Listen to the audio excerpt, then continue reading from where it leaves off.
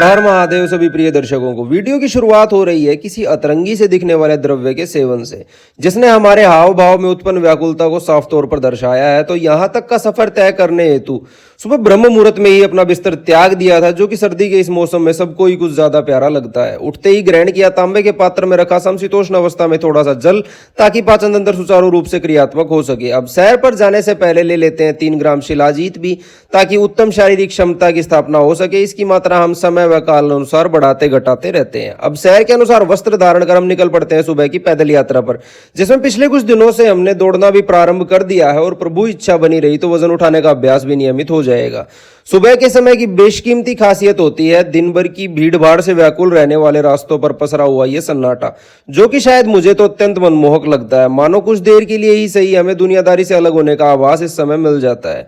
अब हल्के ज्वर का वेग महसूस कर पा रहे थे, अतः वजन उठाने का अभ्यास तो आज करने वाले थे नहीं, और वैसे भी इस काम एक दिन छोड़कर एक दिन करते हैं। अब इसके बाद आप पहुंचते हैं घर और शुरू कर देते हैं बालों में तेल की मालिश, जो कि आज रहने वाला था प्याज का तेल, जिसे हम पिछले कुछ दिनों से प्रयोग कर रहे हैं। कुछ देर तेल मालिश के बाद आराम फरमा लेते हैं और अब सीधा चले जाते हैं नहाने के लिए। नहा धोकर खुद को सीधा भगवान शिव के चरणों में अर्पित कर खोल देते हैं अपना अस्पताल। इसके बाद शुरू हो जाता है सुबह का लाइव वीडियो सेशन, जिसमें आयुर्वेदिक दवाइयों के बारे में जानकारी हम साझा करते हैं। यदि आपके सेहत से जुड़े सवाल हैं तो आप यहां हमसे पूछ सकते हैं।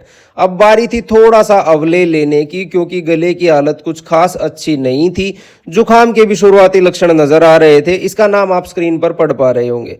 अब बारी आती है सुबह के सबसे महत्वपूर्ण भाग की, जो कि है भोजन की व्यवस्था। एक तरफ जहां यह पूरी शालीनता के साथ होना चाहिए, वहीं हमारे साथ ठीक इसका विपरीत होता है।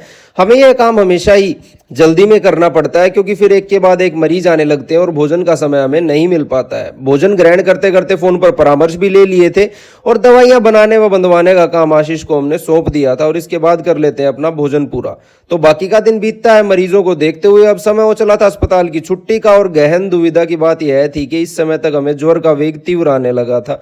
अतः शाम की शुरुआत होती है तेज अदरक वाली चाय के साथ, जो कि खांसी जुकाम बुखार के लक्षणों के आगे नकारा साबित हो रही थी। अतः दोबारा से अपनी दवाई का ही सहारा लेना पड़ता है। यदि आप भी खांसी जुकाम बुखार या नजले आदि की समस्या से परेशान हैं, तो व्याघ्री हरित की अवले आपके लिए एक अच्छी दवाई साबित हो सकती है, जो कि आपको आपके नजदीकी आयुर्वेदिक स्टोर या ऑनलाइन उपलब्ध हो जाएगी। अब इसके बाद बारी थी ढेर सारे फोन पर परामर्श लेने की, जो कि दिन में मैं पूरे नहीं कर पाया था, और दुविधा तो यह रही कि पूरे तो अभी भी मुझसे वो नहीं हुए। अतः रात्रि के भोजन हेतु इसके बाद उबाल लेते हैं थोड़ा सा दूध।